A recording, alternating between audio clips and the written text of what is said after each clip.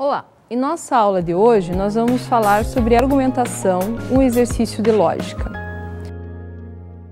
Quando formulamos ideias, mentalmente, nós não pensamos em passá-las para o papel de um modo organizado. E isso é absolutamente necessário.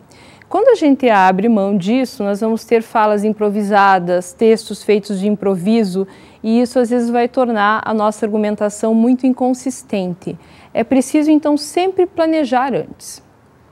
E como fazer esse planejamento? Primeiro eu começo de estruturas pequenas, tópicos, por exemplo, ideias que me vêm à mente quando eu penso em determinado tema, o tema do meu texto.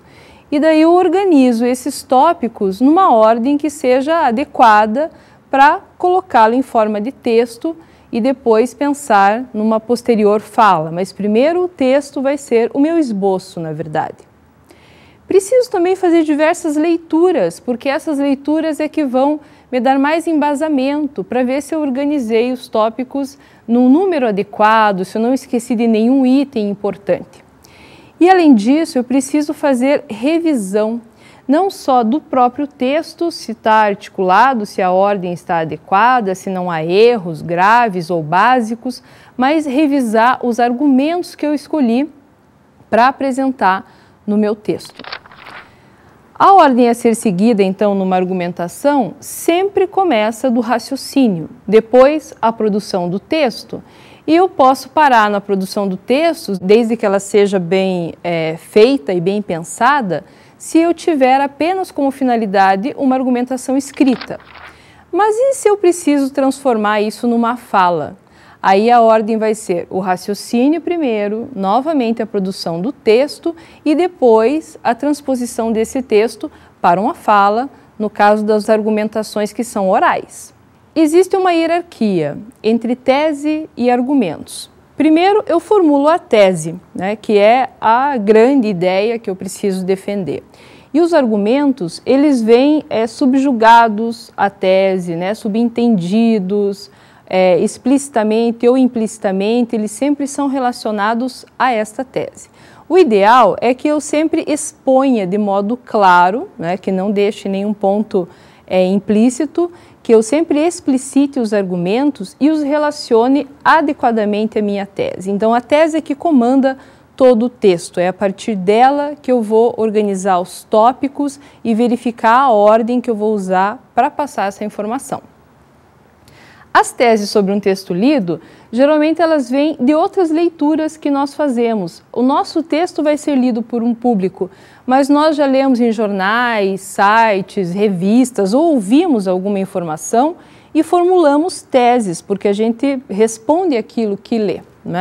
Então a gente formula pensamentos, concordamos, discordamos e justamente vai ser o momento em que eu vou criar um ponto de vista, criar opiniões. E quando eu passo essa tese organizada, inclusive com os seus argumentos para o meu público, eu estou justamente debatendo aquele primeiro texto que eu li, no jornal, na revista ou no site.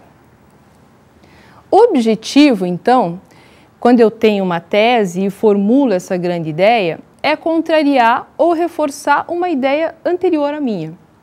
Eu posso afirmar, eu posso negar, Depois eu vou dever reunir alguns argumentos, eu vou precisar trabalhar com argumentos essenciais. Às vezes a pessoa consegue uma lista realmente grande, satisfatória de argumentos. Mas será que eu preciso de todos eles? É bom que eu verifique quais são de fato indispensáveis e pegue os melhores daquela lista maior que eu consegui antes. A tese significa assumir um ponto de vista. É importante, então, que você trabalhe com uma ideia categórica e não com, mas veja, aquele assunto tem pontos que são vantagens, há outros pontos que são desvantagens. Não é interessante ficar em cima do muro na defesa de uma tese. É sempre importante que você estabeleça de um modo bem consolidado ou uma tese negativa ou afirmativa sobre determinado fato, sem meio termo nesse sentido. Então, a tese ela deve ser, em uma palavra, categórica. Você deve afirmar apenas um posicionamento. Vejamos dois exemplos. Forma afirmativa. Maus hábitos alimentares são nocivos à saúde. Agora, uma forma negativa. Alimentos muito gordurosos não fazem bem à saúde. A tese vai, portanto, marcar uma opinião. Esses dois exemplos marcaram de uma forma bem consolidada, bem clara, bem objetiva, e depois eu preciso arrolar argumentos para consolidar essa minha afirmação ou a negação. Agora vamos falar um pouco sobre a retórica. Desde a Antiguidade Clássica, essa ciência, considerada por muitos, por outros, algum recurso apenas, ela é muito valorizada. Tem uma análise cuidadosa com o texto, que é justamente o ponto alto da retórica. A maior preocupação da retórica é essa análise. Para a retórica, nunca vai bastar você escrever de qualquer modo ou falar de qualquer modo. Você tem que pensar nas nuances da escrita ou da fala, pensando, mas será este o modo mais adequado de dar alguma informação? Às vezes, uma troca de palavra vai mudar totalmente o sentido da informação. E se não mudar totalmente, uma palavra pode ser mais carregada de julgamento de valor, por exemplo, e consequentemente de opinião, do que outra. E tem também um impacto diferente sobre a pessoa que vai ouvir o texto ou que vai ler o seu texto.